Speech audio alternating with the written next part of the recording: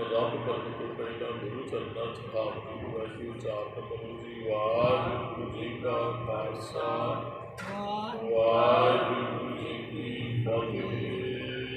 सतनाम वाहिगुरू साहिब जी। श्री राग महता पंजवा। श्री राग के अंदरों धन गुरु अर्जन साहब महाराज जी के पावन शब्द है जी।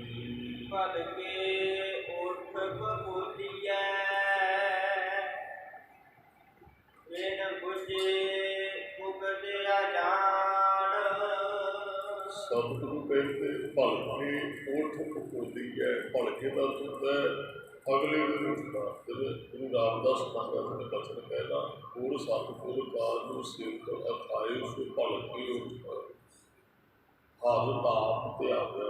भलके का अर्थ सवेरे अमृत वेले उठ बोली है। उठ के की करता मनुख अपनी देह को संभालता है। बोलने का अर्थ यही है भी तलोसदा है संभालता है। बिन बुझे मुगद आजाद। फर्ज कहते बंदिया देह में जिन्ना मर्जी साभी चलता जे तू जीवन का मनोरथ नहीं समझदा है तो तू मूर्ख ते अणजान है बेसमझ है। शरीर को जितना मर्जी पाली जाओ जो गुरु को बंदगी नहीं है तो फिर शरीर का भी की करना है। न रू मरे नाद काम न आवे पशु मरे दस कात सुवारे। अपने कर्म की गल मैं क्या जानू मैं क्या जानू। बाबा ने बंदगी तो बगैर साडा शरीर किसी काम नहीं है।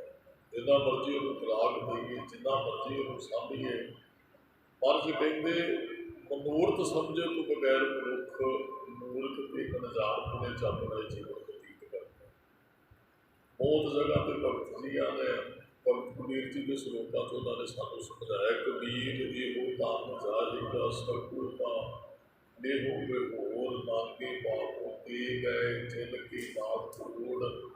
दो गल्लां तुसीं स्पष्ट कीतियां एक कि तन जाएगा इनू ना साभी जा एक धन भी नाल नहीं जाना। तन भी जाएगा धन भी नाल नहीं जाना। तो भगत कबीर जी कहते कबीर गर्भ ना कीजिए ऊंचा देख आवास भी घर भी महल माड़ी उची नूं वेख के जे घर ना कर।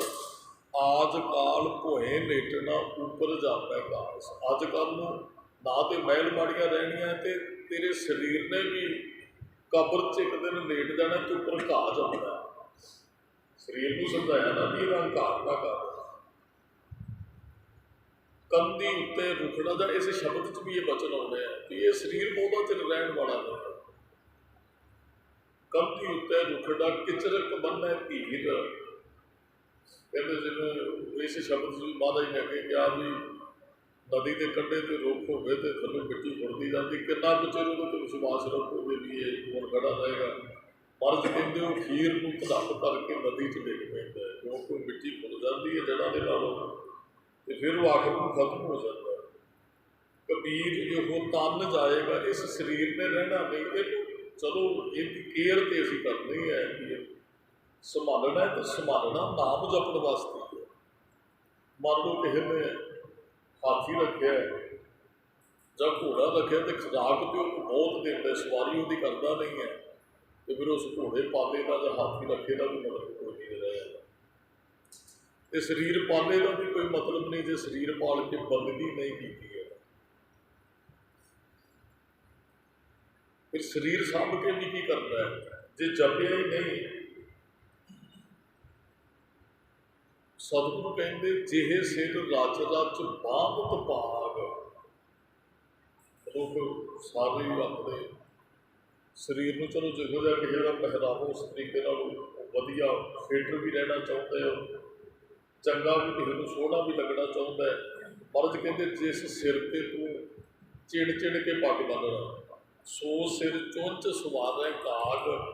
इस गल का पता होना है। चलो ये अर्थ जो आत्मक तौर पर करिए तो काग जोड़े वकार ने तो वो साढ़े अंदर को खा रहे हैं। चलो इतने तो देखिए भी खीर को वो पढ़िया या तो धरती के कीड़िया ने शरीर खाना ਤੇ ਜਾਓ ਕਾਂ ਚੂਚਾ ਮਾਰਦੇ ਨੇ ਫਿਰ।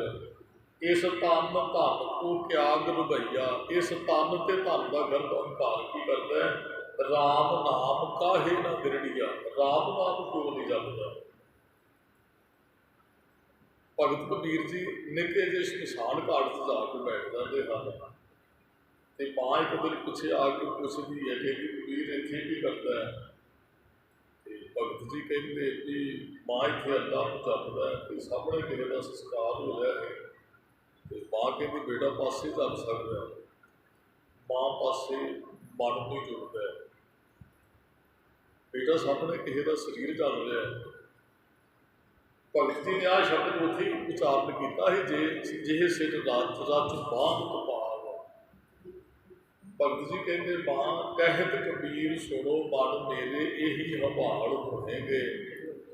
ਤੇਰੇ ਜਦੋਂ ਮੈਂ ਵੇਖਦਾ ਨਾ ਤੇ ਮੈਨੂੰ ਆਪਣਾ ਫਿਰ ਅੰਤਲਾ ਸਮਾਂ ਚੇਤੇ ਆਉਂਦਾ ਤੇ ਮੈਂ ਆਪਣੇ ਆਪ ਨੂੰ ਕਹਿੰਦਾ ਕਬੀਰ ਤੇਰੇ ਨਾਲ ਵੀ ਇਸ ਦਿਨ ਇਸ ਤਰ੍ਹਾਂ ਹੀ ਹੋਣਾ। ਇਹ ਸਮਾਂ ਆਉਣ ਤੋਂ ਪਹਿਲਾਂ ਚਾਹਦਾ ਭਲਕੇ ਉੱਠ ਕਪੋਲੀਏ ਵੇਣ ਬੂਝੇ ਮੁਕਤ ਅਜਾਨ। ਮਹਾਰਾਜ ਕਹਿੰਦੇ ਬੇਸਮਝ ਅਜਾਨ ਬੰਦਾ ਸਰੀਰ ਨੂੰ ਤੇ ਭੁਗਤਦਾ ਹੈ, ਸਰੀਰ ਨੂੰ ਤੇ ਸਾਂਭਦਾ ਹੈ, ਸਰੀਰ ਦੀ ਦੇਖਭਾਲ ਕਰਦਾ ਹੈ। ਕੋਈ ਸਵੇਰੇ ਸੈਰ 'ਤੇ ਨਿਕਲ ਜਾਂਦਾ ਹੈ, ਕੋਈ ਜਿਮ ਚਲਾ ਜਾਂਦਾ ਹੈ, ਕੋਈ ਚੰਗਾ ਖਾਣਾ ਦਿੰਦਾ ਹੈ ਸਰੀਰ ਨੂੰ। ਚੰਗੀ ਗੱਲ ਹੈ, ਸਰੀਰ ਨੂੰ ਸਾਂਭਣਾ ਚਾਹੀਦਾ ਹੈ, ਪਰ ਸਾਂਭ ਕੇ ਦੱਸ ਨੇ ਪਹਿਲਾਂ ਬੇਨਤੀ ਕੀਤੀ ਹਾਥੀ ਘੋੜਾ ਸਾਂਭਿਆ ਤੇ ਹੈ, ਜੇ ਉਹ ਕੋਈ ਕਾਰਜ ਨਹੀਂ ਲੈਣਾ, ਕੋਈ ਕੰਮ ਨਹੀਂ, ਉਹਦੀ ਸਵਾਰੀ ਨਹੀਂ ਕਰਨੀ, ਫਿਰ ਉਹ ਹਾਥੀ ਘੋੜੇ ਪਾਲੇ ਦਾ ਕੋਈ ਮਤਲਬ ਨਹੀਂ ਰਹਿ ਜਾਂਦਾ। ਸਰੀਰ ਨੂੰ ਅਸੀਂ ਫਿੱਟ ਰੱਖਣਾ ਹੈ ਕਿ ਅਸੀਂ ਭਾਈ ਬਾਣੀ ਵੱਧ ਪੜ੍ਹ ਸਕੀਏ, ਅਸੀਂ ਸਿਮਰਨ ਕਰ ਸਕੀਏ, ਸਾਡਾ ਚੌਂਕੜਾ ਵੱਧ ਜੇ, ਅਸੀਂ ਜੁੜ ਕੇ ਕਿੰਨਾ ਕੁ ਚਿਰ ਬੈਠ ਸਕਦੇ, ਇਕਾਗਰਤਾ ਸਾਡੀ ਬਣੀ ਰਹੇ। ਇਸ ਤਰੀਕੇ ਨਾਲ ਅਸੀਂ ਸਰੀਰ ਦਾ ਅਭਿਆਸ ਕਰਨਾ ਹੈ। ਅਤੇ ਜੇ ਅਸੀਂ ਇਸ ਗੱਲ ਨੂੰ ਨਹੀਂ ਸਮਝਦੇ ਅਸੀਂ ਕਿਸ ਵਾਸਤੇ ਆਏ, ਸਾਡਾ ਮਨੋਰਥ ਕੀ ਹੈ, ਤੇ ਮਹਾਰਾਜ ਕਹਿੰਦੇ ਸਰੀਰ ਪਾਲੇ ਦਾ ਵੀ ਕੋਈ ਅਰਥ ਨਹੀਂ ਰਹਿ ਜਾਂਦਾ ਹੈ। ਸੋ ਪ੍ਰਭ ਚਿਤ ਨਾ ਆਇਓ ਛੁਟੈਗੇ ਬੇਬਾਨ। ਉਹ ਪ੍ਰਭੂ ਤੇ ਚੇਤੇ ਆਇਆ ਹੀ ਨਹੀਂ ਤੇ ਛੁੱਟੇਗੀ ਦੇਹੀ ਨੂੰ ਕਿਹਾ ਬੇਬਾਨ। ਕਹਿੰਦੇ ਇੱਕ ਦਿਨ ਸ਼ਮਸ਼ਾਨ ਘਾਟ 'ਚ ਚਲੇ ਜਾਣਾ। ਚਲੋ ਇੱਕ ਤੇ ਵਿਮਾਨ ਕਹਿੰਦੇ ਹਨ ਜਦੋਂ ਕਿਸੇ ਦੀ ਬੋਡੀ ਨੂੰ ਲੈ ਕੇ ਜਾਇਆ ਜਾਂਦਾ ਹੈ ਨਾ, ਜਿਹਨੂੰ ਅਸੀਂ ਸਿੱਧੇ ਸ਼ਬਦਾਂ 'ਚ ਫਟਾ ਕਹਿ ਦਿੰਦੇ, ਉਹਨੂੰ ਵਿਮਾਨ ਵੀ ਕਿਹਾ ਗਿਆ। ਇੱਥੇ ਵਿਮਾਨ ਸ਼ਬਦ ਵਰਤਿਆ, ਵਿਮਾਨ ਹੈ ਕਬਰ। ਬਾਬਾ ਫਰੀਦ ਜੀ ਬੜੇ ਸਪਸ਼ਟ ਅਰਥ ਕਰਦੇ ਨੇ ਔਰ ਬੜੀ ਵਧੀਆ ਗੱਲ ਕਹਿੰਦੇ, ਬੋਲੇ ਸ਼ੇਖ ਫਰੀਦ ਪਿਆਰੇ ਅੱਲਾ ਲੱਗੇ ਸ਼ੇਖ ਪ੍ਰੀਤ ਬੰਦਿਆ। ਤੈਨੂੰ ਇਹ ਬੋਲਦਾ, ਇਹ ਕਹਿੰਦੇ ਸਮਝਾਉਂਦਾ ਵੀ ਅੱਲਾ ਨਾਲ ਜੋੜਾ। ਇਹੋ ਤਨ ਹੋਸੀ ਖਾਕ ਕੱਲ੍ਹ ਨੂੰ ਐਸ ਤੇਰੇ ਤਨ ਨੇ ਮਿੱਟੀ ਹੋ ਜਾਣਾ। ਨਿਮਾਣੀ ਗੋਲ ਕਦੇ, ਇਹਨੇ ਗੋਰ ਵੀ ਕਬਰ ਨੂੰ ਕਹਿੰਦੇ, ਇੱਥੇ ਭਗਵਾਨ ਵੀ ਕਬਰ ਨੂੰ ਕਿਹਾ, ਸ਼ਮਸ਼ਾਨ ਘਾਟ ਨੂੰ। ਸੋ ਪ੍ਰਭ ਚੇਤਨ ਆਇਓ, ਜੇ ਦੇਹੀ 'ਚ ਰਹਿੰਦਿਆ ਰੱਬ ਚੇਤੇ ਨਹੀਂ ਆਇਆ ਤੇ ਮਹਾਰਾਜ ਕਹਿੰਦੇ ਛੁੱਟੇਗੀ ਬੇਬਾਨ। ਫਿਰ ਤੇ ਤੈਨੂੰ ਚਾਰ ਬੰਦੇ ਬਾਬਾ ਫਰੀਦ ਜੀ ਕਹਿੰਦੇ ਵੇਖੋ ਬੰਦਾ ਚੱਲਿਆ ਚਹੋਂ ਜੜਿਆਂ ਤੇ ਕੰਨ, ਤਿੰਨਾਂ ਪਿਆਦਿਆਂ ਭਾਈਆਂ ਅੱਗੇ ਦਿੱਤਾ। ਤੈਨੂੰ ਬੰਨ੍ਹ ਕੇ ਮੋਢਿਆਂ ਦੇ ਝੁੱਲ ਕੇ ਉੱਥੇ ਲੋਰ ਆਉਣਗੇ।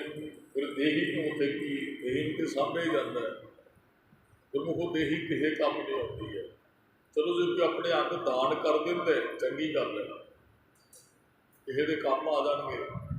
ਤੇ ਜੇ ਨਹੀਂ ਤੇ ਫਿਰ ਇਹਨੂੰ ਬਸ ਜਾਂ ਤੇ ਪਾਣੀ 'ਚ ਰੋੜ ਦਿੱਤਾ ਜਾਂਦਾ, ਜੇ ਧਰਤੀ 'ਚ ਦੱਬ ਕੇ ਆ ਜਾਂਦੇ ਨੇ ਲੋਕ। ਤੇ ਜਾਂ ਇਹਦਾ ਸੰਸਕਾਰ ਵਧੀਆ ਤਰੀਕਾ ਸੰਸਕਾਰ ਹੀ ਹੈ, ਸਾਰੇ ਅੰਗ ਸੜ ਜਾਂਦੇ ਹੈ। ਚਲੋ ਰਾਖ ਜਿਹੜੀ ਉਹ ਵੀ ਸਾਂਭ ਲਈਦੀ ਹੈ, ਜੋ ਸੀ ਉਹ ਹੁਣ ਨਹੀਂ ਹੈ।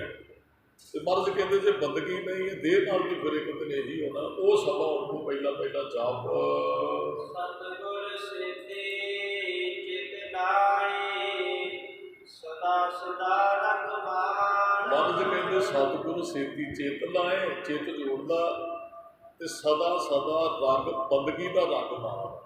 ਰੰਗ ਮਾਣ ਲੈ ਪਿਆਰਿਆ ਜਾਂ ਜੋਬਨ ਨਾਉ ਭੁੱਲਾ। ਦਿਨ ਥੋੜ੍ਹੇ ਨੇ, ਦਿਨ ਸਾਡੇ ਕੋਲ ਥੋੜ੍ਹੇ ਹੀ ਹੈ। ਕਿੰਨੇ ਕਿ ਕਿਹਦੇ ਕੋਲ ਸਾਨੂੰ ਇਸ ਗੱਲ ਦਾ ਪਤਾ ਨਹੀਂ। ਜਿੰਨੇ ਸਾਲਾਂ ਦੇ ਅਸੀਂ ਹੋ ਗਏ, ਹੋ ਸਕਦਾ ਇੰਨੇ ਸਾਲ ਹੀ ਅਜੇ ਹੋਰ ਹੋਣਾ, ਹੋ ਸਕਦਾ ਇੰਨੇ ਮਹੀਨੇ ਵੀ ਨਾ ਹੋਣਾ, ਇੰਨੇ ਦਿਨ ਵੀ ਨਾ ਹੋਣਾ, ਇੰਨੇ ਘੰਟੇ ਵੀ ਨਾ ਹੋਣੇ, ਇੰਨੇ ਮਿੰਟ ਵੀ ਕਿਸੇ ਕੋਲ ਨਾ ਹੋਣਾ। ਤੇ ਮਰਜ਼ ਕਹਿੰਦੇ ਚਿੱਤ ਲਾ ਭਾਈ, ਪਰਮਾਤਮਾ ਨਾਲ ਜੁੜ, ਰੰਗ ਮਾਣ ਲੈ ਪਿਆਰਿਆ ਜਾਂ ਜੋਬਨ ਨਾ ਹੁੰਦਾ। ਜੇ ਜਵਾਨੀ ਹੈ ਤੇ ਜੋਬਨ ਉੱਤੇ ਬੰਦਗੀ ਦਾ ਰੰਗ ਮਾਣ। ਦਿਨ ਥੋੜੇ ਨੇ ਥੱਕੇ ਪਿਆ, ਦਿਨ ਥੋੜੇ ਨੇ ਅਸੀਂ ਬਜ਼ੁਰਗ ਹੁੰਦੇ ਜਾਂਦੇ, ਥੱਕਦੀ ਜਾਂਦੇ, ਹੋਰ ਕੀ ਹੁੰਦਾ। ਦਿਨ ਥੋੜੇ ਨੇ ਥੱਕੇ ਭਇਆ ਪੁਰਾਣਾ ਚੋਲਾ, ਸਰੀਰ ਪੁਰਾਣਾ ਹੁੰਦਾ ਜਾਂਦਾ। ਜਵਾਨੀ ਚ ਮਨੁੱਖ ਕਿੰਨੇ ਕਿਲੋਮੀਟਰ ਸਫ਼ਰ ਤੈਅ ਕਰ ਲੈਂਦਾ, ਬੁਢੇਪਾ ਆ ਜਾਂਦਾ, 4 ਕਦਮ ਪੁੱਟ ਕੇ ਫਿਰ ਸਾਹ ਲੈਣਾ ਪੈਂਦਾ, ਫਿਰ 4 ਕਦਮ ਖੜਾ ਨਹੀਂ ਜਾਂਦਾ ਲੱਤਾਂ ਤੇ। ਮਰਦ ਕਹਿੰਦੇ ਸਮਾਂ ਆਉਣ ਤੋਂ ਪਹਿਲਾਂ ਉਸ ਪਰਮਾਤਮਾ ਦੀ ਬੰਦਗੀ ਕਰ, ਇਸ ਸਰੀਰ ਨੇ ਇਸ ਤਰ੍ਹਾਂ ਸਦਾ ਤੰਦਰੁਸਤ ਜਾਂ ਸਦਾ ਜਵਾਨ ਨਹੀਂ ਰਹਿਣਾ ਹੈ।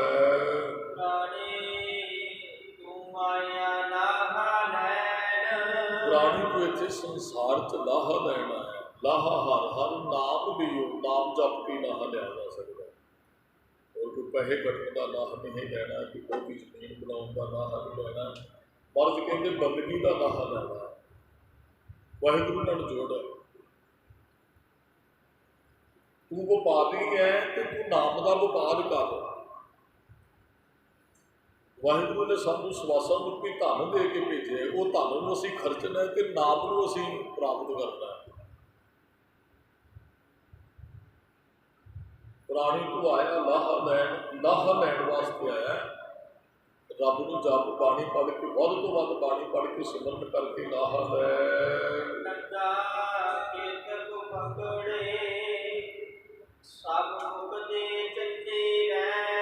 ਫਕੜੀ ਵਾਲੇ ਕੰਮ, ਉਹ ਕੰਮ ਜਿਹੜੇ ਕਿਸੇ ਅਰਥ ਨਹੀਂ ਹੈ। ਕਹਿੰਦੇ ਤੂੰ ਲੱਗਾ ਕਿ ਤੂੰ ਕਿਹੜੇ ਕੰਮਾਂ 'ਚ ਪੈ ਗਿਆ, ਸਿੱਧਾ ਅਰਥ ਇਹ ਹੈ ਬੰਦਿਆ ਜੋ ਕਰ ਰਿਹਾ ਇਹ ਕੰਮ ਤੇਰੇ ਰੱਬ ਘਰ ਪ੍ਰਵਾਨ ਹੋਣ ਵਾਲੇ ਨਹੀਂ ਹੈ। ਕਿਹੜੇ ਕੰਮਾਂ 'ਚ ਲੱਗ ਗਿਆ। ਕੇਤਕ ਫਕੜੇ ਸਭ ਮੁੱਕਦੀ ਚੱਲੀ ਰਹਿਣ, ਜੀਵਨ ਰੂਪੀ ਰਾਤ ਜਿਹੜੀ ਨਾ ਮੁੱਕਦੀ ਜਾਂਦੀ ਹੈ। ਰਾਤ ਚੜ੍ਹਦੀ ਹੈ ਨਾ, ਕਿਸੇ ਚ ਕਰਕੇ 4 ਪੈਰ ਹੁੰਦੇ ਲੰਘ ਹੀ ਜਾਂਦੇ ਆ ਨਾ, ਤੇ ਸਾਡੀ ਜ਼ਿੰਦਗੀ ਇੱਕ ਦਿਨ ਸਮਾਪਤ ਹੋ ਜਾਣੀ ਹੈ।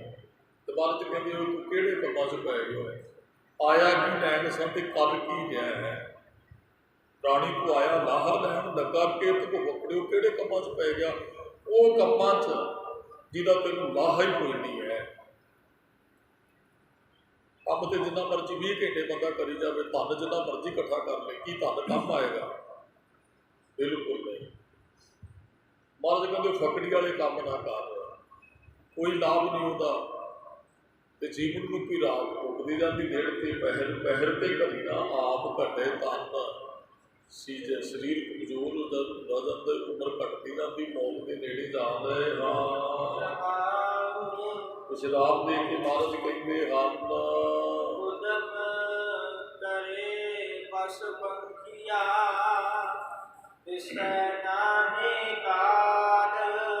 ਉਦਮ ਦਾ ਅਰਥ ਕਲੋਲ ਹੈ ਵੀ ਤੂੰ ਪਸ਼ੂ ਪੰਛੀਆਂ ਦੀ ਤਰ੍ਹਾਂ ਕਲੋਲ ਕਰਦਾ। ਦਿਸੇ ਨਾ ਹੀ ਕਾਲ, ਮੌਤ ਤੈਨੂੰ ਨਜ਼ਰ ਨਹੀਂ ਆਉਂਦੀ ਹੈ।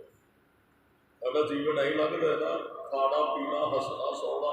ਪੰਛੀ ਕੀ ਕਰਦੇ? ਆਹੀ ਕੋਈ ਤੇ ਪੰਛੀ ਕਰਦੇ, ਪਸ਼ੂ ਵੀ ਆਹੀ ਕੁਝ ਕਰਦੇ ਆ। ਉਹ ਖਾਂਦੇ ਪੀਂਦੇ ਆ, ਢਿੱਡ ਭਰ ਕੇ ਬੱਲੇ ਤੇ ਮਾਰਨ ਲੱਗ ਪੈਂਦੇ ਆ। ਔਰ ਮਨੁੱਖ ਵੀ ਐਂ ਕਰਦਾ, ਖਾ ਲਿਆ, ਪੀ ਲਿਆ, ਸੌਂ ਲਿਆ, ਫਿਰ ਕੰਮ ਕਰ ਲਿਆ, ਫਿਰ ਖਾਧਾ, ਫਿਰ ਪੀਤਾ, ਫਿਰ ਉੱਠੇ, ਫਿਰ ਕੰਮ ਤੇ ਗਏ, ਫਿਰ ਆ ਕੇ ਖਾ ਲਿਆ, ਫਿਰ ਸੌਂ ਲਿਆ। ਸਾਡਾ ਦਿਨ ਰਾਤ ਇੱਕ ਹੀ ਲੱਗਦਾ। ਮਰਦ ਕਹਿੰਦੇ ਪਸ਼ੂ ਪੰਛੀ ਵੀ ਇਸ ਤਰ੍ਹਾਂ ਹੀ ਆਪਣਾ ਸਮਾਂ ਬਤੀਤ ਕਰਦੇ ਆ। ਉਹਨਾਂ ਕੋਲ ਸੋਝੀ ਨਹੀਂ ਨਾ ਵੀ ਸਾਨੂੰ ਮੌਤ ਵੀ ਆਉਣੀ ਹੈ ਜਾਂ ਅਸੀਂ ਕੁਝ ਕਰਨਾ ਵੀ ਹੈ। ਸੋਝੀ ਨਹੀਂ ਹੈ ਤੇ ਮੌਤ ਦਿਸਦੀ ਨਹੀਂ ਹੈ। ਪਸ਼ੂ ਪੰਛੀਆਂ ਨੂੰ ਮੌਤ ਨਾਲ ਕੀ ਮਤਲਬ, ਉਹਨਾਂ ਨੂੰ ਤਾਂ ਪਤਾ ਵੀ ਨਹੀਂ ਹੈ ਮੌਤ ਕੀ ਹੁੰਦੀ। ਆ ਜਾਂਦੀ ਤੇ ਮਰ ਜਾਂਦੇ ਆ। ਵੈਸੇ ਉਹਨਾਂ ਨੂੰ ਮੌਤ ਬਾਰੇ ਜਾਣਕਾਰੀ ਕੋਈ ਨਹੀਂ ਹੈ ਪਸ਼ੂ ਪੰਛੀਆਂ ਨੂੰ, ਵੀ ਅਸੀਂ ਮਰ ਜਾਵਾਂਗੇ ਇੱਕ ਦਿਨ। ਅੱਗੇ ਮਹਾਰਾਜ ਸਾਨੂੰ ਸਮਝਾਉਂਦੇ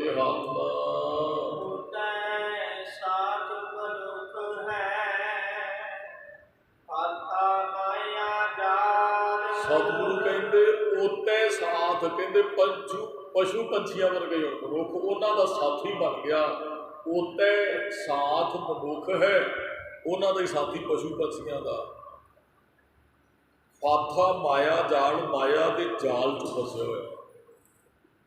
ਦਾਸ ਨੇ ਬਹੁਤ ਮੇਰੀ ਬੇਨਤੀ ਕੀਤੀ, ਪਸ਼ੂਆਂ ਨੂੰ ਫੜਨ ਵਾਸਤੇ, ਪੰਛੀਆਂ ਨੂੰ ਜਾਲ 'ਚ ਫਸਾਉਣ ਵਾਸਤੇ ਉਹਨਾਂ ਨੂੰ ਚੋਗਾ ਪਾਇਆ ਜਾਂਦਾ। ਫਸ ਜਾਂਦੇ ਨੇ ਵਿਚਾਰੇ, ਸਮਝ ਨਹੀਂ ਹੈ ਨਾ ਉਹਨਾਂ ਨੂੰ।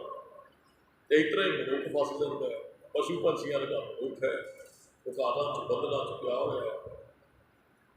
ਜਿਹੜੇ ਪੰਛੀਆਂ ਨੂੰ ਪਕੜਦੇ ਨੇ ਉਹ ਪਤਾ ਕੀ ਕਰਦੇ ਆ, ਉਹ ਚੋਗਾ ਪਾਉਂਦੇ ਨੇ ਤੇ ਪੰਛੀ ਵਿਚਾਰੇ ਲਾਲਚ ਕਰ ਲੈਂਦੇ ਨੇ, ਫਿਰ ਜਾਲ ਸੁੱਟ ਕੇ 100 200 ਪੰਛੀ ਇੱਕ ਜਾਲ 'ਚ ਹੀ ਫਸਾ ਲੈਂਦੇ ਆ। ਉਹਨਾਂ 'ਚੋਂ 100 ਪੰਛੀਆਂ 'ਚੋਂ ਇੱਕ ਨੂੰ ਨਹੀਂ ਸੋਚੀ ਹੈ। ਸਾਨੂੰ ਤੇ ਗੁਰੂ ਬੜਾ ਗਿਆਨ ਦਿੰਦਾ, ਫਸਦੇ ਫਿਰ ਵੀ ਅਸੀਂ ਪੰਛੀਆਂ ਦੀ ਤਰ੍ਹਾਂ। ਮੱਛੀ ਹੈ ਉਹ ਲਾਲਚ 'ਚ ਆ ਜਾਂਦੀ, ਕੁੰਡੀ ਪਾਉਣ ਵਾਲਾ ਉਹਦੇ ਨਾਲ ਮਾਸ ਦਾ ਟੁਕੜਾ ਬੰਨ੍ਹ ਦਿੰਦਾ ਹੈ, ਉਹ ਮੱਛੀ ਲਾਲਚ ਕਰ ਪੈਂਦੀ, ਆਪਣਾ ਮੂੰਹ ਉਹ ਕੁੰਡੀ 'ਚ ਅੜ ਜਾਂਦਾ ਹੈ ਤੇ ਫਿਰ ਉਹ ਮੱਛੀ ਨੂੰ ਫੜ ਕੇ ਮਾਰ ਦਿੰਦਾ। ਉਹਨੂੰ ਸਮਝ ਨਹੀਂ ਨਾ ਵੀ ਇਹ ਕੁੰਡੀ 'ਚ ਜੇ ਮੂੰਹ ਪਾਵਾਂਗੀ ਤੇ ਮੈਂ ਫਸ ਜਾਣਾ। ਉਹਨੂੰ ਤੇ ਸਮਝ ਹੈ ਵੀ ਆਹ ਕਰਾਂਗਾ ਤੇ ਮੇਰਾ ਬੁਰਾ ਹੋਏਗਾ, ਪਰ ਮਨੁੱਖ ਫਿਰ ਵੀ ਕਰਦਾ ਹੈ। ਜਿਸ ਕੰਮ ਤੋਂ ਪਤਾ ਹੈ ਮਨੁੱਖ ਨੂੰ ਵੀ ਇਹ ਠੀਕ ਨਹੀਂ ਹੈ, ਕੋਈ ਮੇਰੇ ਅਰਥ ਨਹੀਂ ਹੈ, ਕੋਈ ਇਹ ਕਾਰਜ ਕਰਨ ਵਾਲਾ ਨਹੀਂ ਹੈ, ਮਨੁੱਖ ਫਿਰ ਵੀ ਕਰਦਾ ਹੈ। ਕਹਿੰਦੇ ਫਿਰ ਪਸ਼ੂ ਪੰਛੀਆਂ 'ਚ ਮਨੁੱਖ 'ਚ ਫਰਕ ਕੀ ਰਿਹਾ? ਕਰਤੂਤ ਪਸ਼ੂ ਕੀ ਮਾਨਸ ਜਾਤ, ਲੋਕ ਵਿਚਾਰਾ ਕਰੇ ਦੇਣ, ਰਾਤ ਨੂੰ ਕੂਕਰ ਨਾ ਪਸ਼ੂ ਪੰਛੀ ਲੋਕ ਵਿਚਾਰਾ ਹੀ ਕਰਦੇ ਹੈ। ਜਿਸ ਸਰੀਰ ਤੋਂ ਉਹਨਾਂ ਨੂੰ ਚੋਗਾ ਖਾਣਾ ਮਿਲਦਾ ਉਹਦੇ ਪਿੱਛੇ ਪਿੱਛੇ ਦੌੜਦੇ, ਉਹਦੇ ਨਾਲ ਵਫਾਦਾਰੀ ਵੀ ਕਰ ਦਿੰਦੇ ਆ। ਉਹਨਾਂ ਨੂੰ ਖਾਣ ਪੀਣ ਨਾਲ ਹੈ, ਬਸ ਮਨੁੱਖ ਵੀ ਇਸ ਤਰ੍ਹਾਂ ਲੱਗਾ ਹੋਇਆ ਮਾਇਆ ਦੇ ਜਾਲ 'ਚ ਫਸੇ। ਪਸ਼ੂ ਪੰਛੀਆਂ ਤੋਂ ਵੱਧ ਫਿਰ ਕੁਝ ਵੀ ਨਹੀਂ, ਜਿਹਦੇ ਕੋਲ ਸੋਝੀ ਨਹੀਂ, ਜੇ ਮੌਤ ਚੇਤੇ ਨਹੀਂ, ਜੇ ਰੱਬ ਦੀ ਬੰਦਗੀ ਨਹੀਂ ਹੈ ਤਾਂ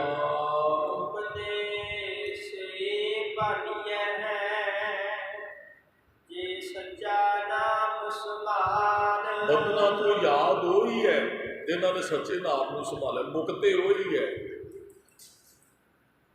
ਮੁਕਤ ਦੇ ਅਰਥ ਪੁਕਾਰਾ ਤੋਂ ਯਾਦ ਹੋ ਜਾਣਾ, ਬੰਦਨਾ ਤੋਂ ਯਾਦ ਹੋ ਜਾਣਾ, ਜੰਮਣ ਮਰਨ ਦੇ ਗੇੜ ਤੋਂ ਬਚ ਜਾਣਾ,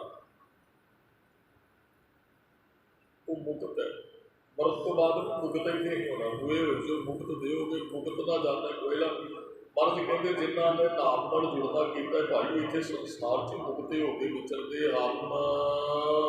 ਘਰ ਛੱਡ ਗਵਾਵਣਾ ਸੋ ਲੱਗਾ ਮਨ ਮਾਹੀ। ਜਿਹੜਾ ਘਰ ਅਸੀਂ ਛੱਡ ਜਾਣਾ, ਸਾਡੇ ਤੋਂ ਗਵਾਚ ਜਾਣਾ, ਸੋ ਲੱਗਾ ਮਨ, ਉਸ ਘਰ ਨਾਲ ਕਿੰਨਾ ਹੀ ਪਿਆਰ ਕਰਦੇ, ਸੋ ਲੱਗਾ ਮਨ ਮਾਹੇ।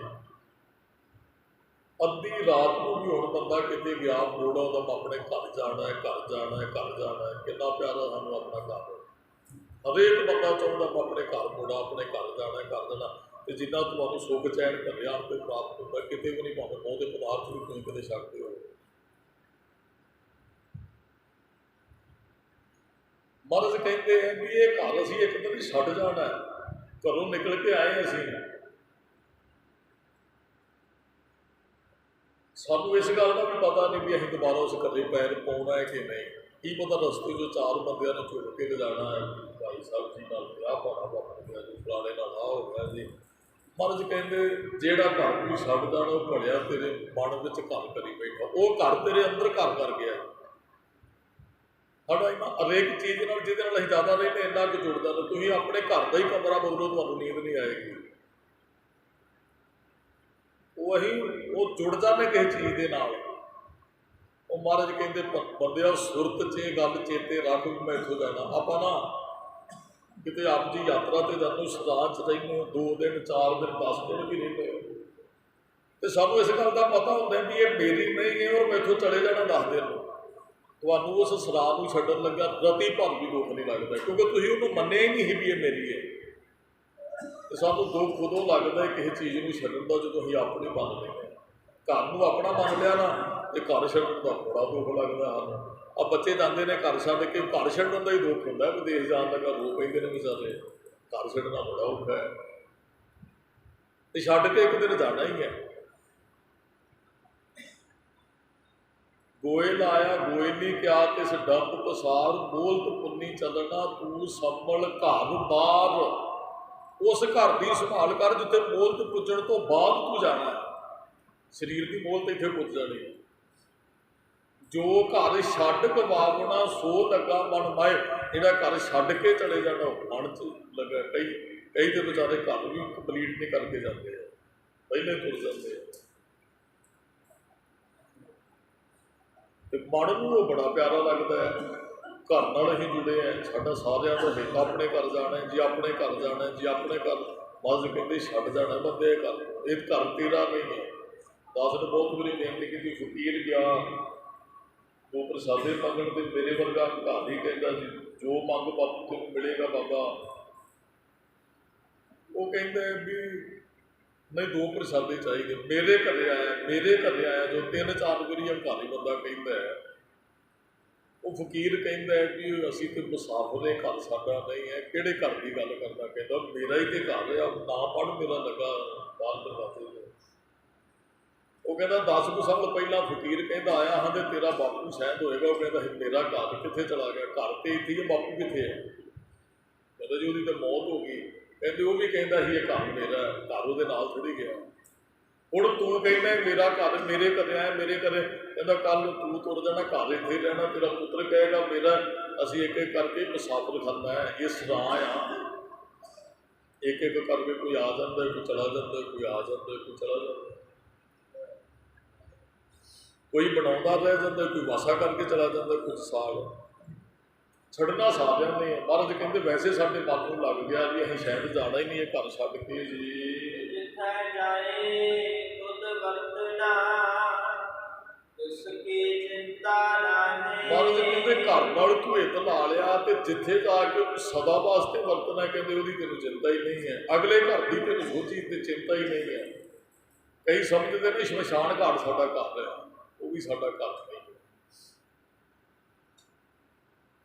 ਉੱਥੇ ਦੇ ਇੱਕ ਜਗ੍ਹਾ ਤੇ ਉੱਥੇ 1000 ਸੰਸਕਾਰ ਹੋ ਜਾਂਦੇ ਇੱਕ ਸ਼ੈੱਡ ਦੇ ਥੱਲੇ। ਦੱਸੋ ਹੁਣ 1000 ਬੰਦੇ ਕਹਿਣਗੇ ਇਹ ਜਗ੍ਹਾ ਮੇਰੀ ਹੈ। ਸਾਡਾ ਕੁਝ ਵੀ ਨਹੀਂ ਹੈ, ਮੇਰਾ ਮੁਝ ਮੈਂ ਕਿਛ ਨਹੀਂ, ਜੋ ਕੁਛ ਹੈ ਸੋ ਜੋ ਕੁਛ ਵੀ ਹੈ ਉਹ ਤੇਰਾ ਹੀ ਤੇ ਹੈ। ਅਸੀਂ ਤਾਂ ਰਹਿਣ ਵੀ ਆਏ ਹਾਂ ਬਸ, ਜਿੰਨਾ ਕੋਈ ਸਮਾਂ ਰੱਖੇਗਾ ਹੀ ਰਹਿਣਾ, ਉਹ ਵੀ ਮਰਜ਼ੀ ਨਾਲ ਨਹੀਂ ਅਸੀਂ ਰਹਿਣਾ। ਕੋਈ ਮਕਾਨ ਵਾਲਾ ਕਿਸੇ ਕਿਰਾਏਦਾਰ ਨੂੰ ਰੱਖਦੇ ਤੇ ਉਹਦੀ ਮਰਜ਼ੀ 1 ਸਾਲ ਬਾਅਦ ਕਹਿੰਦਾ ਕਰੋ ਜੀ ਖਾਲੀ ਮਕਾਨ। ਬਸ ਰੱਬ ਵੀ ਇਤਨਾ ਕਹਿੰਦਾ ਇੰਨੇ ਕੁ ਸਾਲ ਹੋ ਜਾਣਾ, ਚਲੋ ਭਾਈ ਛੱਡ ਕੇ ਜਾਣਾ ਪੈਂਦਾ, ਉਹਦੀ ਅੱਗੇ ਜ਼ੋਰ ਕੋਈ ਨਹੀਂ ਹੈ। ਮਹਾਰਾਜ ਕਹਿੰਦੇ ਜੋ ਕਰ ਛੱਡ ਗਵਾਵਣਾ ਸੋ ਲੱਗਾ ਮਨ ਮਾਹੀ। ਜਿੱਥੇ ਜਾਏ ਤੁਧ ਵਰਤਣਾ ਤਿਸ ਕੀ ਚਿੰਤਾ ਨਾ। ਜਿੱਥੇ ਜਾ ਕੇ ਤੂੰ ਰਹਿਣਾ ਵਰਤਣਾ ਉਹਦੀ ਚਿੰਤਾ ਤੈਨੂੰ ਰਤੀ ਭਰ ਵੀ ਨਹੀਂ।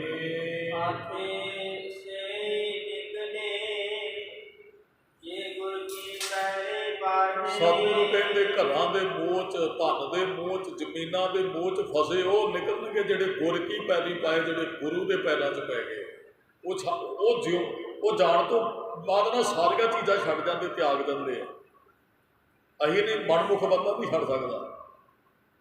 ਮਨਮੁਖ ਬੰਦਾ ਤੁਸੀਂ ਤੇ ਵੇਖੋ ਕੋਈ ਬਜ਼ੁਰਗ ਬੰਦਾ ਬੈਠਾ ਹੁੰਦਾ, ਬੀਬੀ ਨੇ ਮਾਈ ਨੇ ਕੰਨ 'ਚ ਕੋਈ ਸੋਨਾ ਪਾਇਆ ਉਹਦੇ ਨਾਲ ਰੱਸੀਆਂ ਬਣਾ ਦਿੰਦੀ ਹੈ ਵੀ ਕਿਤੇ ਡਿੱਗ ਨਾ ਪਵੇ।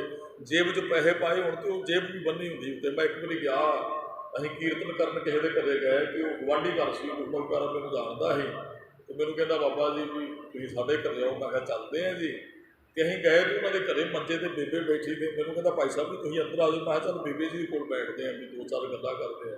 ਉਹ ਬੇਬੇ ਵੱਲ ਮੇਰੇ ਨਾਲ ਸਿੰਘ ਸੀ। ਮੈਂ ਕਿਹਾ ਬੇਬੇ ਨੇ ਜਿਹੜੀ ਜੇਬ 'ਚ ਪੈਸੇ ਪਾਏ ਨੇ ਉਹ ਜੇਬ ਕਿਤੋਂ ਰੱਸੀ ਨਾਲ ਬੰਨੀ ਹੋਈ ਹੈ ਤੇ ਉਹ ਜਿਹੜੇ ਕੰਨਾਂ 'ਚ ਗਹਿਣੇ ਪਾਏ ਉਹ ਵੀ। ਇਹ ਕਿਤੇ ਨਾ ਕਿਤੇ ਮਨਮੁਖ ਗੁਰਮੁਖ ਜਿਹੜਾ ਹੈ ਉਹ ਸਰੀਰ ਤਿਆਗਣ ਤੋਂ ਪਹਿਲਾਂ ਸੁਰਖਰੂ ਹੋਣਾ ਚਾਹੁੰਦਾ। ਕਹਿੰਦਾ ਮੈਂ ਬੋਝ ਨਹੀਂ ਲੈ ਕੇ ਜਾਣਾ ਚਾਹੁੰਦਾ, ਨਾ ਕਿਸੇ ਸੋਨੇ ਦਾ, ਨਾ ਕਿਸੇ ਘਰ ਦਾ। ਉਹ ਦਾਅਵੇ ਛੱਡ ਜਾਂਦਾ ਹੈ ਵੀ ਇਹ ਮੇਰਾ ਕੁਝ ਵੀ ਨਹੀਂ ਹੈ। ਜਿਹੜੀ ਗੁਰਮੁਖ ਰੂਹ ਹੈ ਉਹ ਕਿਸੇ ਚੀਜ਼ 'ਤੇ ਦਾਅਵਾ ਨਹੀਂ ਕਰਦੀ ਹੈ। ਉਹ ਆਪਣੇ ਬੱਚਿਆਂ ਨੂੰ ਵੀ ਜਾਣ ਤੋਂ ਪਹਿਲਾਂ ਕਹਿ ਦਿੰਦਾ ਭਾਈ ਤੁਹਾਡਾ ਹੀ ਹੈ ਤੇ ਤੁਸੀਂ ਸਾਂਭੋ। ਉਹ ਗੁਰਮੁਖ ਆਪਣੀਆਂ ਜੇਬਾਂ ਵੀ ਖਾਲੀ ਕਰ ਜਾਂਦਾ ਹੈ। ਗੁਰਮੁਖ ਆਪਣੇ ਉਹ ਗੁਰੂ ਸਾਹਿਬਾਨਾਂ ਦਾ ਜੀਵਨ ਪੜ੍ਹੇ, ਉਹ ਕੱਪੜੇ ਵੀ ਜਿਉਂਦੇ ਹੀ ਆਪਣੇ ਤਨ 'ਤੇ ਪਾ ਕੇ ਵੀ ਜਾਣ ਤੋਂ ਬਾਅਦ ਨਾ ਕੋਈ ਬੋਝ ਰੱਖਿਓ ਵੀ ਇਹ ਕੱਪੜੇ ਵੀ ਸਾਨੂੰ ਤੁਸੀਂ ਦਿਓ।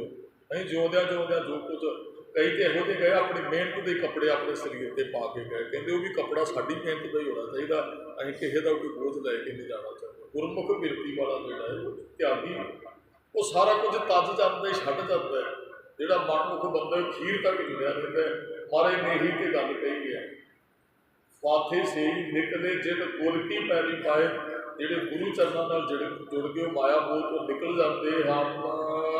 ਕੋਈ ਰੱਖ ਨਾ ਸਕਾਏ ਦੂਜਾ ਕੋ ਨਾ ਦਿਖਾਏ। ਕਹਿੰਦੇ ਕੋਈ ਸਾਨੂੰ ਵਿਕਾਰਾਂ ਵਾਲੇ ਪਾਸੋਂ ਰੱਖ ਨਹੀਂ ਸਕਦਾ, ਬਚਾ ਨਹੀਂ ਸਕਦਾ। ਗੁਰੂ ਤੋਂ ਬਗੈਰ ਦੂਜਾ ਕੋ ਨਾ ਦਿਖਾਏ, ਸਾਨੂੰ ਨਜ਼ਰ ਹੀ ਨਹੀਂ ਪੈਂਦਾ।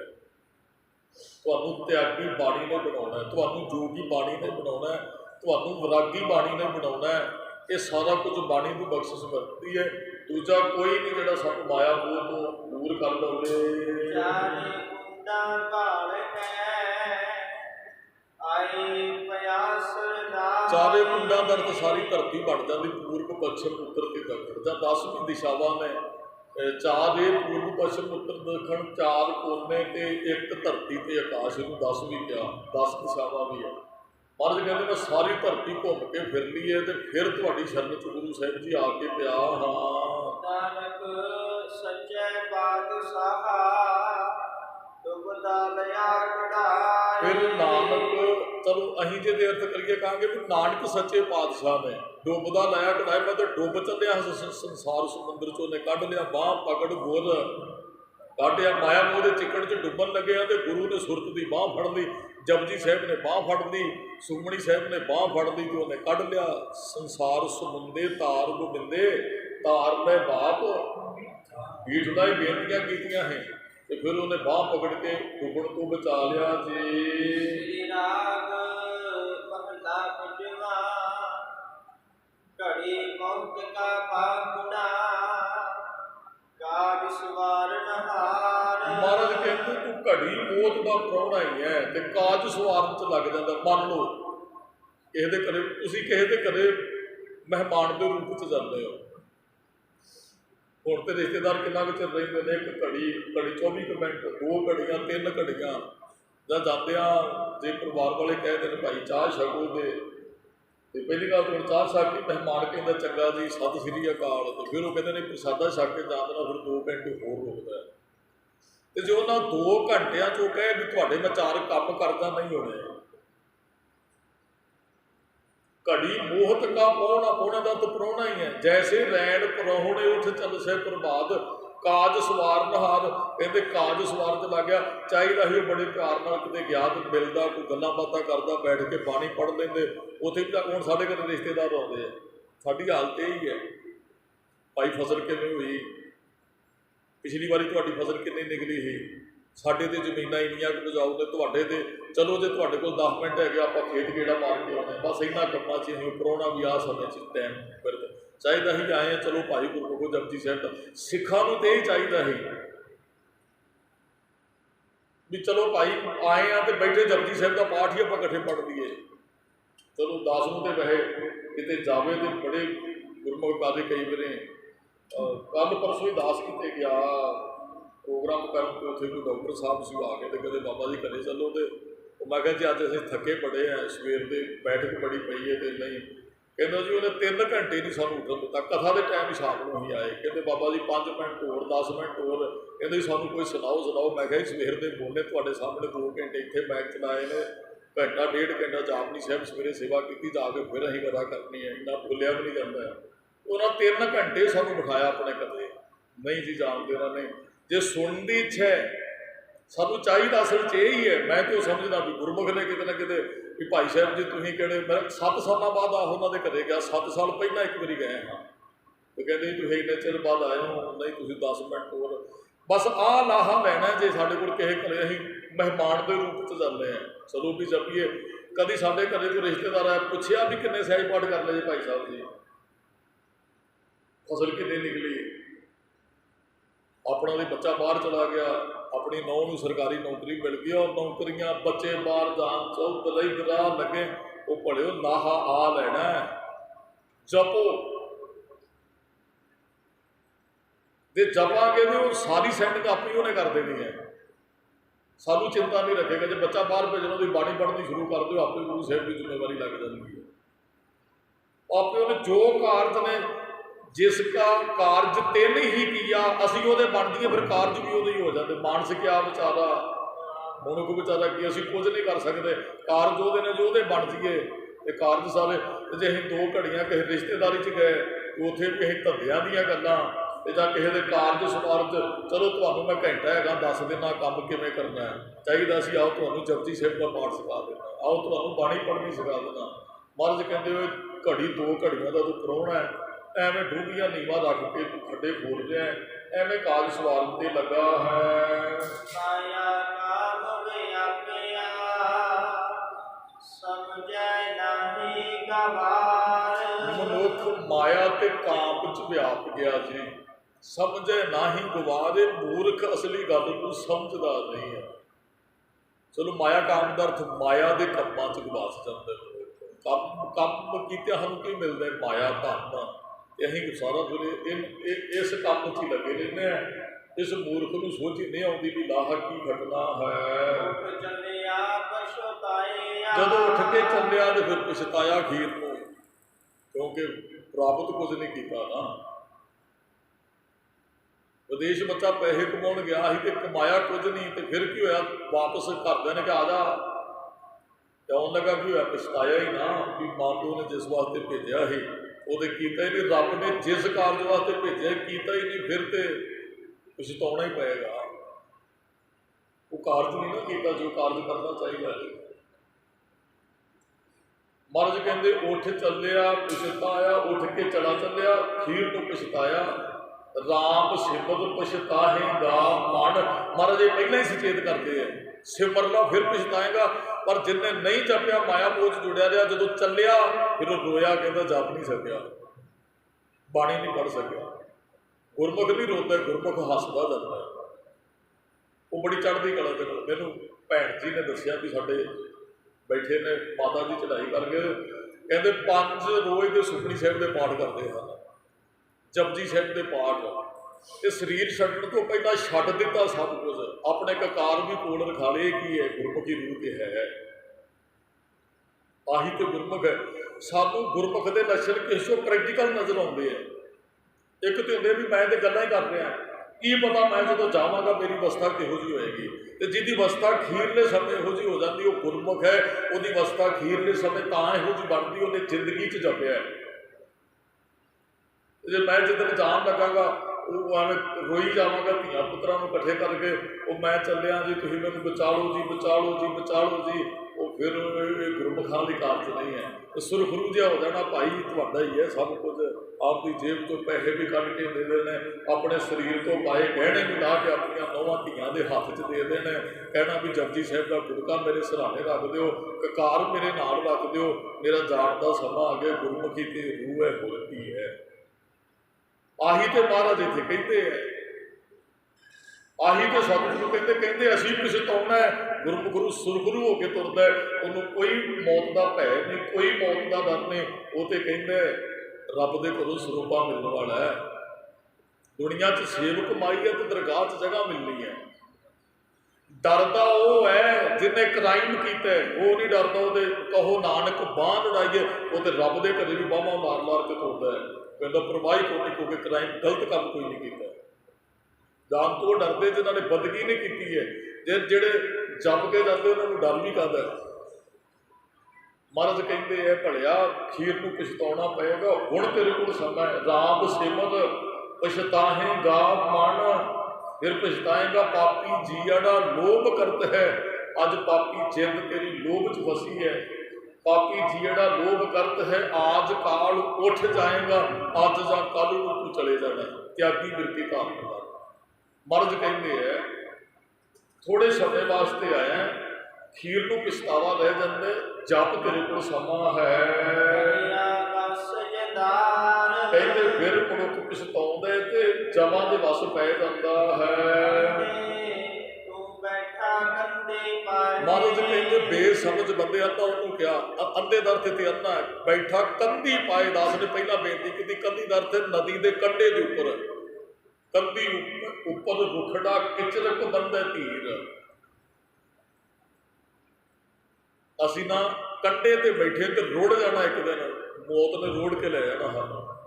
ਅੰਧੇ ਤੂੰ ਬੈਠਾ ਕੰਧੀ ਪਾਹੇ, ਅੰਨਿਆ ਬੇਸਮਝ ਬੰਦਿਆ ਤੂੰ ਨਦੀ ਦੇ ਕੰਢੇ ਤੇ ਹੈ, ਥੱਲਿਓਂ ਪਾਣੀ ਵਹਿੰਦਾ ਜਾਂਦਾ ਹੈ, ਇੱਕ ਦਿਨ ਤੂੰ ਧੜੱਪ ਕਰਕੇ ਇਸ ਨਦੀ 'ਚ ਡਿੱਗ ਪੈਣਾ ਹੈ।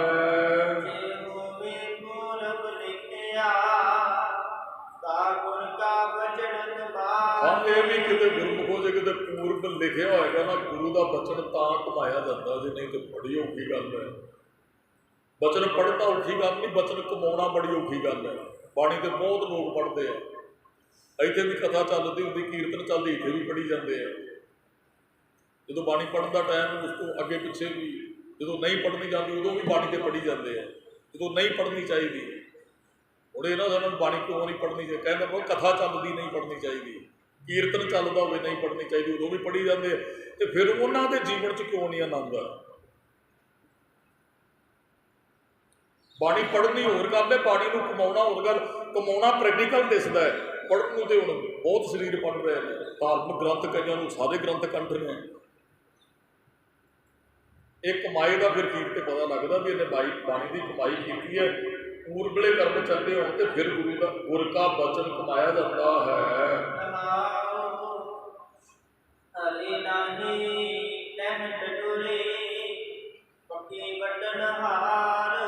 ਕਹਿੰਦੇ ਵੀ ਅਸੀਂ ਨਾ ਕਿਸਾਨ ਦੀ ਫਸਲ ਹੁੰਦੀ ਹੈ ਨਾ, ਅਸੀਂ ਵੀ ਰੱਬ ਦੀ ਫਸਲ ਹੈ। ਹਰੀ ਨਾ ਹੀ ਨੈ ਡੱਡਰੀ, ਹਰੀ ਕਹਿੰਦੇ ਨੇ ਨਿੱਕੀ ਨਿੱਕੀ ਨੂੰ, ਡੱਡਰੀ ਕਹਿੰਦੇ ਨੇ ਅੱਧ ਪੱਕੀ ਜੀ ਹੋ ਜੇ ਤੇ ਪੱਕੀ ਜਿਹੜੀ ਫਸਲ ਪੱਕ ਜੇ। ਕਹਿੰਦੇ ਮਾਲਕ ਦੀ ਮਰਜ਼ੀ ਹੈ ਨਿੱਕੀ ਨਿੱਕੀ ਨੂੰ ਵੱਢ ਲੈ, ਮਾਲਕ ਦੀ ਮਰਜ਼ੀ ਹੈ ਅੱਧ ਪੱਕੀ ਵੱਢ ਲੈ ਡੱਡਰੀ ਜੀ, ਮਾਲਕ ਦੀ ਮਰਜ਼ੀ ਉਹ ਪਕਾ ਕੇ ਵੱਢ ਲੈ। ਖੇਤ ਸਾਡਾ ਹੈ, ਰੱਬ ਦੀ ਮਰਜ਼ੀ ਕਿਸੇ ਨੂੰ ਨਿੱਕੇ ਜਿਹੇ ਨੂੰ ਲੈ ਜੇ, ਰੱਬ ਦੀ ਮਰਜ਼ੀ ਉਹ ਭਰ ਜਵਾਨੀ 'ਚ ਲੈ ਜੇ, ਰੱਬ ਦੀ ਮਰਜ਼ੀ ਕਿਸੇ ਨੂੰ ਬੁਢੇਪੇ 'ਚ ਲੈ ਕੇ ਜਾਏ, ਉਹ ਪੱਕੀ ਫਸਲ ਹੈ ਕਿ ਜਾਣਾ ਹੀ ਹੈ। ਮਹਾਰਾਜ ਕਹਿੰਦੇ ਭਾਈ ਉਹ ਕਿਸਾਨ ਦੀ ਮਰਜ਼ੀ ਹੈ, ਰੱਬ ਦੀ ਮਰਜ਼ੀ ਹੈ।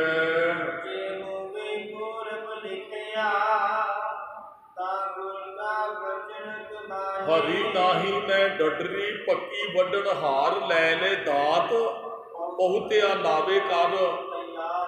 ਆਪ ਸਿਆਣੇ ਸਾਰੇ ਬਜ਼ੁਰਗ ਮੇਰੇ ਹਾਥੀ ਵਾਢੀ ਕੀਤੀ ਹੋਣੀ ਹੈ, ਦਾਸ ਨੇ ਵੀ ਵਾਢੀ ਕੀਤੀ, ਬਚਪਨ 'ਚ ਲੈ ਜਾਂਦੇ ਹੀ ਖੇਤ ਤੇ ਦਾਤਰੀਆਂ ਲੈ ਕੇ ਦਾਤ ਲੈ ਕੇ ਪਹੁੰਚ ਜਾਂਦੇ। ਲਾਵਾ ਕਹਿੰਦੇ ਨੇ ਵੱਢਣ ਵਾਲੇ ਨੂੰ, ਲਾਵੇ ਕਰ। ਕਿਸਾਨ ਨੇ ਆਖਿਆ ਵੀ ਚਲੋ ਭਾਈ ਫਸਲ ਵੱਢੀ, ਉਹਨੇ ਵੰਗਾਰੇ ਪਾ ਲਏ, ਲਾਵੇ ਲੈ ਲਏ। ਤੇ ਹੁਣ ਉਹ ਜਦੋਂ ਗਏ ਕਹਿੰਦੇ ਜੀ ਇਹ ਤੇ ਹਰੀ ਅਜੇ ਨਿੱਕੀ ਨਿੱਕੀ ਫਸਲ, ਉਹ ਕਹਿੰਦੇ ਨਹੀਂ ਇਹ ਵੱਢਣੀ ਪੈਣੀ ਹੈ, ਜ਼ਮੀਨ ਖਾਲੀ ਕਰਨੀ ਹੈ। ਭਾਵੇਂ ਉਹ ਡੱਡਰੀ ਤੇ ਚਲਾ ਜਾਵੇ, ਉਹ ਫਿਰ ਲਾਵਿਆਂ ਨੂੰ ਲਾ ਦਿੰਦੇ ਤੇ ਉਹ ਢੇਰੀਆਂ ਲਾ ਦਿੰਦੇ ਨੇ ਵੱਢ ਵੱਢ ਕੇ। ਇਸ ਤਰ੍ਹਾਂ ਭਾਈ ਅਸੀਂ ਰੱਬ ਦੀ ਫਸਲ ਹੈ, ਉਹ ਨਿੱਕੀ ਜੀ ਵੱਢ ਲਿਓ, ਡੱਡਰੀ ਵੱਢ ਲਿਓ, ਉਹ ਪਕਾ ਕੇ ਵੱਢੇ, ਇਹ ਉਹਦੀ ਮਰਜ਼ੀ ਹੈ ਜੀ।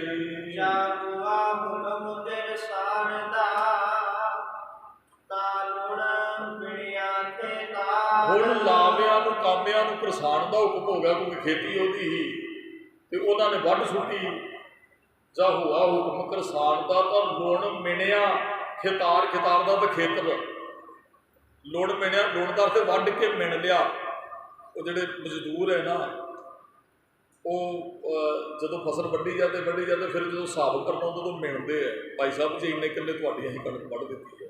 ਜਾਂ ਹੁਣ ਝੋਨਾ ਲਾਉਂਦੇ ਨੇ, ਚਲੋ ਕਈ ਦੇ ਕਿੱਲੇ ਬਣੇ ਹੁੰਦੇ ਹੈ, ਮੇਰੇ 36-40 ਦਾ ਇੱਕ ਕਿੱਲਾ ਹੁੰਦਾ ਹੈ ਕਰਮਾਂ ਦਾ, ਤੇ ਉਹ ਕਈ ਤੇ ਕਿੱਲੇ ਬੱਝੇ ਮਿਣੇ ਹੁੰਦੇ ਨੇ, ਤੇ ਉਹ ਉਹਨਾਂ ਨੂੰ ਪਤਾ ਹੁੰਦਾ ਵੀ ਇੰਨੇ ਕਿੱਲੇ। ਤੇ ਕਈ ਵਾਰੀ ਖੁੱਲ੍ਹਾ ਕਿਸੇ ਦਾ ਹੁੰਦਾ ਵੀ 8-10 ਕਿੱਲਿਆਂ ਦਾ ਕੋਈ ਫਾਰਮ ਹੈ ਜਾਂ ਕੁਝ ਵੀ ਹੈ, ਫਿਰ ਉੱਥੇ ਉਹ ਮਿਣਤੀ ਕਰਦੇ ਨੇ ਮਜ਼ਦੂਰ ਜਿਹੜੇ ਨੇ, ਕਰਮਾਂ ਮਾਰਦੇ ਨੇ ਇੱਧਰ ਉੱਧਰੀਆਂ, ਫਿਰ ਕਾਊਂਟ ਕਰਦੇ ਨੇ ਭਾਈ ਇੰਨੇ ਕਿੱਲਿਆਂ ਦਾ ਆ ਜਿਹੜਾ ਟੱਕ ਬਣ ਗਿਆ ਜੀ, ਤੇ ਉਹ ਫਿਰ ਵੱਢ ਕੇ ਮਿਣ ਲੈਂਦੇ ਹਨ।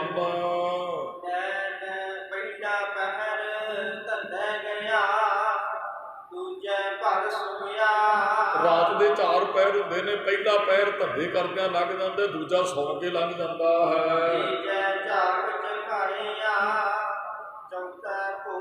ਕਹਿੰਦਾ ਤੀਜੇ 'ਚ ਅਸੀਂ ਰੰਗ ਮਾਨਣ 'ਚ ਲੱਗ ਗਏ, ਝਾਕ ਝਕਾਇਆ, ਬਕਾਰਾਂ 'ਚ ਪੈ ਗਏ, ਤੇ ਚੌਥੇ ਭੋਰ ਪੈ, ਚੌਥੇ ਨੂੰ ਵਡੇਪਾ ਆ ਗਿਆ। ਜੀਵਨ ਦੇ 4 ਪਹਿਰਾਂ ਦੀ ਇੱਥੇ ਗੱਲ ਕੀਤੀ ਹੈ, ਪਹਿਲਾ, ਦੂਜਾ, ਤੀਜਾ ਤੇ ਚੌਥਾ 4। ਚਲੋ ਇਹਨੂੰ ਕਾਊਂਟ ਕਰ ਲਓ 25-25 ਸਾਲ। 25 ਪਹਿਲੇ ਵਿਅਰਥ ਗਏ, ਦੂਸਰੇ ਵੀ ਵਿਅਰਥ ਗਏ, 75 ਤੱਕ ਵੀ ਵਿਅਰਥ ਗਏ, ਫਿਰ ਤੇ 25 ਵਡੇਪਾ ਹੀ ਹੈ। ਕੱਲ੍ਹ ਸ਼ਾਮ ਨੂੰ ਇਤਿਹਾਸ ਚੱਲਿਆ ਇਹ, ਮਹਾਰਾਜ ਕਹਿੰਦੇ 100 ਸਾਲ ਕਿਸੇ ਦੀ ਉਮਰ ਹੋਵੇ ਤੇ 15 ਸਾਲ ਅਣਜਾਣ ਹੋਣਾ। ਚਲੋ ਮਹਾਰਾਜ ਨੇ 12 ਸਾਲ ਗੁਰੂ ਗ੍ਰੰਥ ਸਾਹਿਬ 'ਚ ਕਿਹਾ, ਤੇ ਕਹਿੰਦੇ 80 ਸਾਲ ਤੋਂ ਜਿਹੜੇ ਪਿਛਲੇ 20 ਸਾਲ ਉਹਦੇ 'ਚ ਵੀ ਬੰਦਗੀ ਨਹੀਂ ਜੀ ਹੁੰਦੀ ਜੇ ਪਹਿਲਾਂ ਨਹੀਂ ਕੀਤੀ ਹੈ। ਤੇ ਜੇ ਪਹਿਲਾਂ ਕੀਤੀ ਉਹ 20 ਸਾਲ ਫਿਰ ਬੰਦਾ ਪੈ ਕੇ ਜਪਜੀ ਸਾਹਿਬ ਪਾਠ ਕਰ ਸਕਦਾ ਹੈ, ਸੁਖਮਨੀ ਸਾਹਿਬ ਦੀ ਬਾਣੀ ਪਰ ਜੇ ਕੰਠ ਕਰ ਲਏ ਪਹਿਲੇ ਸਾਲਾਂ 'ਚ ਤਾਂ।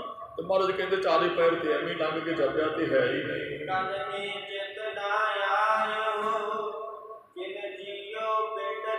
ਬੰਦੇ ਨੂੰ ਉਹ ਰੱਬ ਕਦੇ ਵੀ ਚੇਤੇ ਨਾ ਆਇਆ 4 ਪਹਿਰਾਂ 'ਚ, ਜਿਹਨੇ ਜੀਓ ਤੇ ਪਿੰਡ ਦਿੱਤਾ, ਜਿਹਨੇ ਜਿੰਦ ਪਾਈ ਤੇ ਸਰੀਰ ਸਾਜਿਆ। ਕਹਿੰਦੇ ਤੇ ਬੰਦੇ ਨੂੰ ਯਾਦ ਆਇਆ ਹੀ ਨਹੀਂ। ਸਾਧ ਸੰਗਤ ਕੋ ਵਾਰਿਆ ਜਿਹਨੇ ਸਾਧ ਸੰਗਤ ਤੋਂ ਆਪਣੇ ਆਪ ਨੂੰ ਵਾਰਿਆ, ਜਿਹਨੇ ਜਿੰਦ ਕੁਰਬਾਨ ਕਰ ਦਿੱਤੀ।